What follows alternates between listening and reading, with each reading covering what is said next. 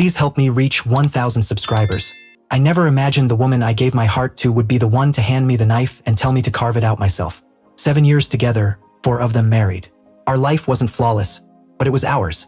A life built brick by brick. Trips taken, midnight conversations saved, quiet talks about someday having kids. I truly believed we were walking the same path. I was wrong.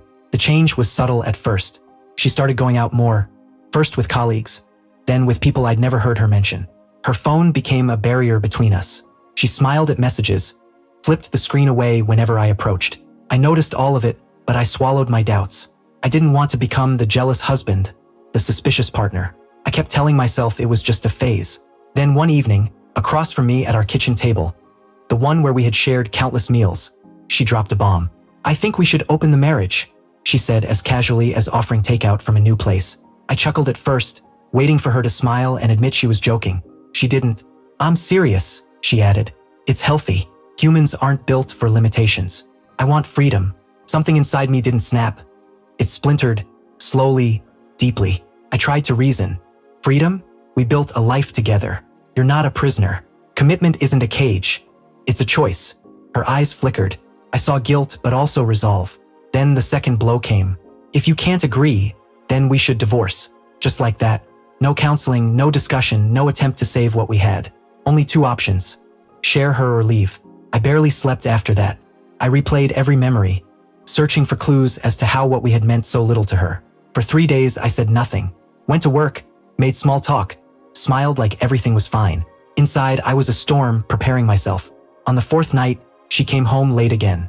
The moment she stepped in, she saw me at the kitchen table, the battlefield where she had burned our marriage. A suitcase stood by the door. "What's that?" she asked, uneasy. I was calm in a way I never had been before. "You gave me 2 choices," I said softly. "Share yourself or end it." She hesitated, breath catching.